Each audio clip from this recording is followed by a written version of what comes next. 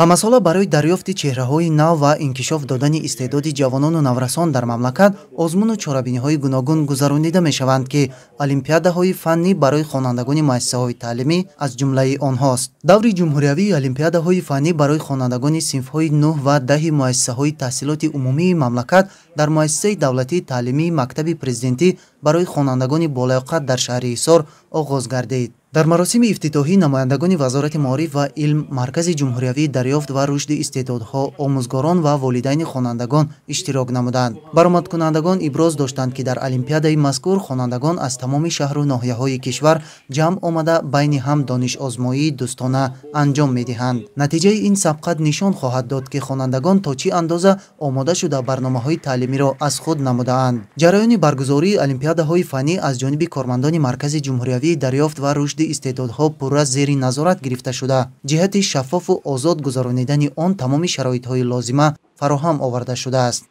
шаффофияти олимпиадаи мазкурро Маркази ҷумҳуриявии дарёфт ва рушди истеъдодҳо кафолат медиҳад. ду рӯзи баргузор кардани олимпиада ва рӯзи сеюм ин рӯзи санҷидани маводи хонандагон мебошад, ки тариқи аризаи апеллясионӣ метавонанд, яъне ба корҳои худ шинос шаванд ва аз холои ба дастовардаи худашон огоҳ шаванд. вобаста ба фанҳои олимпиада барои хонандагон саволҳо пешниҳод карда мешавад, ки ин саволҳо саволҳои тестӣ, диктант ва саволҳои якҷавоба мебошанд. ҳамаи варақҳои кории хонандагон рамзгузорӣ карда мешавад ва тариқи рамзи гузоштаи онҳо, яъне корҳои онҳо дида мешавад. бедахолат ягон омӯзгор, бедахолат ягон касгар дида мешавад.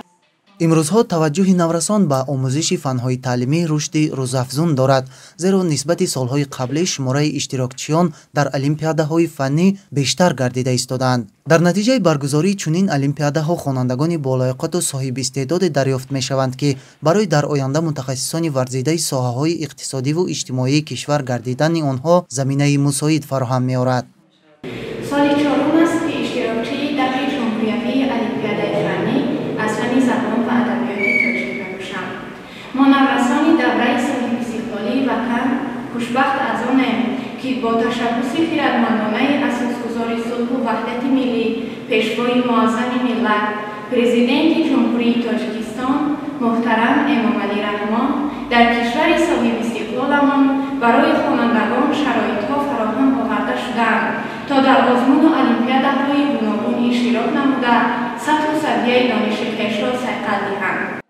олимпиадаҳои фаннӣ дар ду самт, фанҳои ҷамъиятӣ гуманитарӣ ва фанҳои табиӣ риёзӣ гузаронида мешавад, ки иштирокчиён дониш, малака ва истеъдодҳои худро тавассути иҷрои супоришҳои тестӣ, зеҳнӣ ва эҷодӣ муаррифӣ менамоянд, ки ин ҳамчун ҷанбаи асосӣ дар баланд бардоштани сатҳу сифати таълим дониста мешавад. марҳилаи ниҳоии олимпиадаҳои фаннӣ барои хонандагони синфҳои 9 ва 10 муассисаҳои таълимии умумии кишвар давоми 3 рӯз идома меёбад.